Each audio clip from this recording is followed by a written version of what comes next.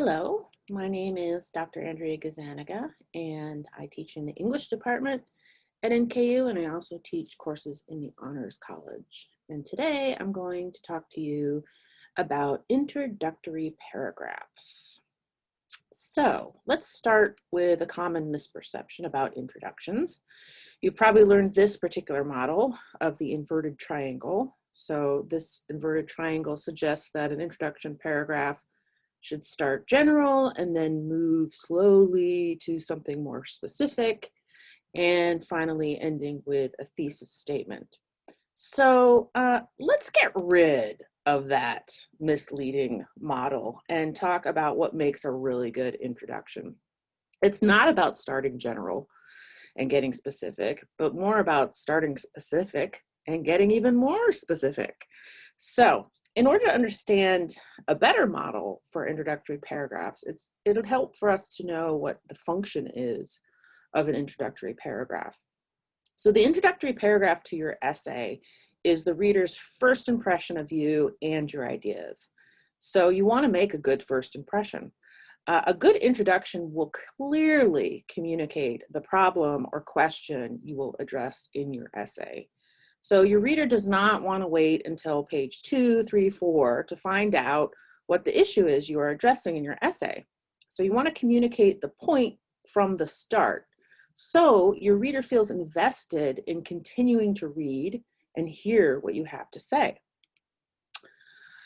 An introductory paragraph explains what's at stake in thinking about the problem or question. So along the same lines, you want to convey what's at stake in thinking about the problem or question, because understanding what's at stake is something you should have figured out long before drafting your essay, because it really is the reason that you yourself are invested in writing about it.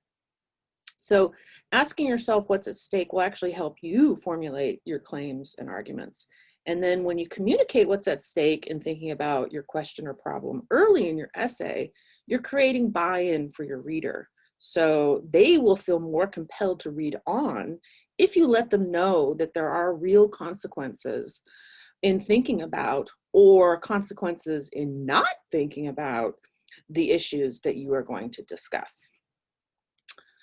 An introductory paragraph states specifically and directly your position on the problem or question, and this is generally your thesis. You want to state very specifically your position.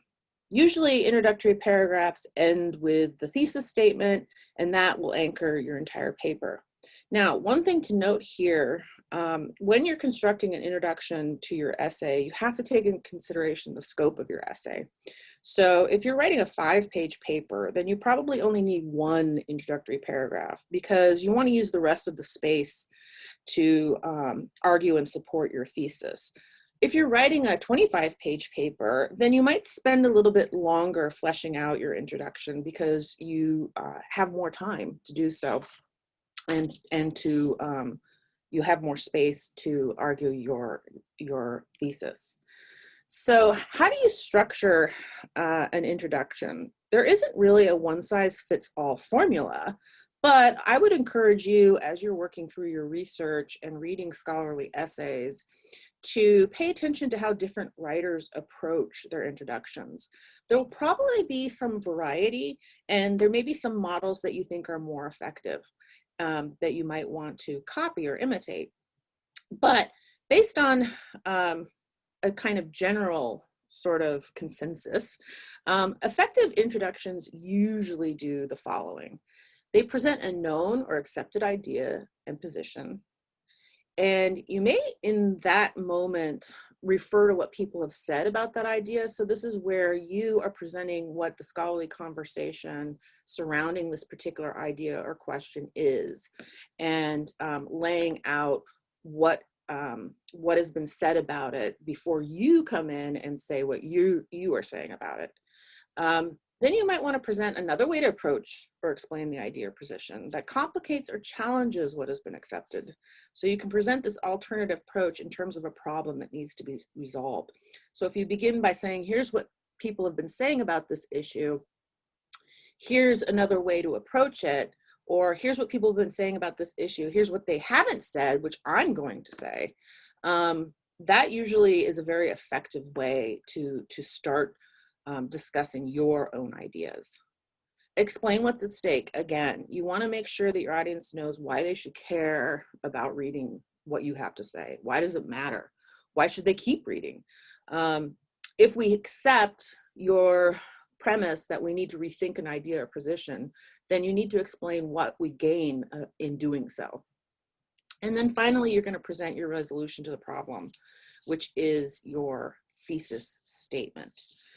So one thing I like to tell students in thinking about introductions, or actually in thinking about writing academic essays, is an academic essay is not a mystery story. You do not want to reveal who done it at the end. What you want to do is you want to state up front clearly, specifically, exactly what you're going to discuss and what you're going to argue. And do it from the get-go, because when you do that, your reader is going to be much more invested in continuing to read and much more attentive to what you have to say. So for more information about the Honors College, please visit nku.edu/honors.